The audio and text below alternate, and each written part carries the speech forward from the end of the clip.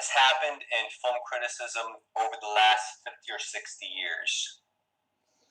It's gotten more demotic, and a lot of people would say that's good, and in a certain sense, it is more demotic. One of the good things about the internet is you can find things online that predate the internet.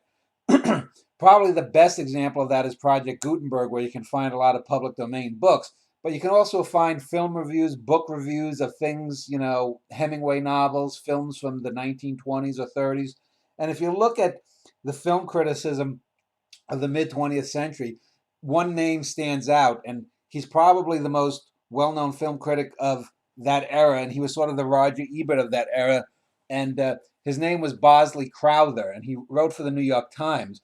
Um, this was a time before film critics had a name. One of the things in the last question we're talking about Roger Ebert that I failed to mention is Roger Ebert and his partner Gene Siskel helped make film critics themselves a brand name. It used to be no matter how famous a film critic was, he was always or she was always representing something. Bosley Crowther was the most famous film critic in the mid 20th century. But when people didn't talk about a Bosley Crowther review, they talked about the New York Times review.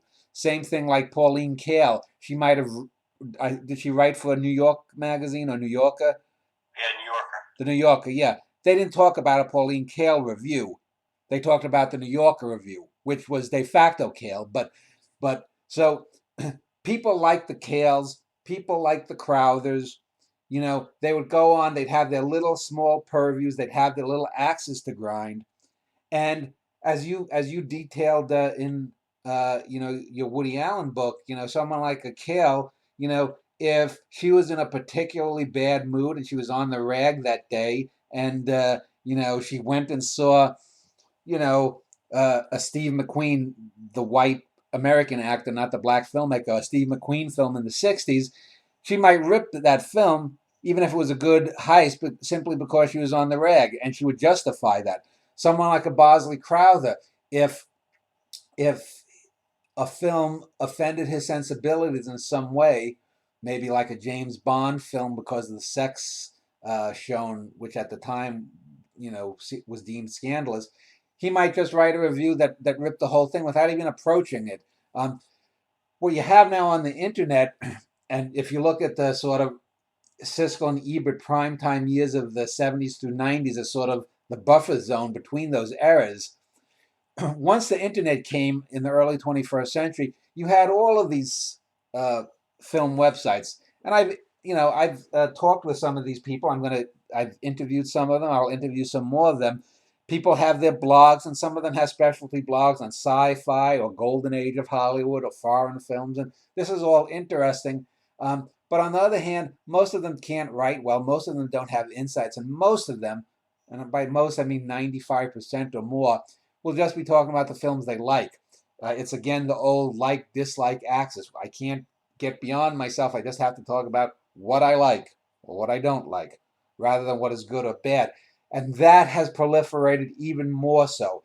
As bad as people might say Siskel and Ebert were in the dumbing down of criticism, it can't compare to what's gone on the internet. And it's a shame because on the one level, you do get people who are are definitely more uh, passionate than a lot of the film critics that write for newspapers. How many times have you ever looked online on Rotten Tomatoes or MRQE or any of these other aggregator sites, and you see, oh, the guy who writes for the San Francisco Chronicle, I think his name is Mick LaSalle, or the guy who writes for the Philadelphia paper, the LA Times, or the Washington Post, or the New York Times, and you know exactly what they're going to say.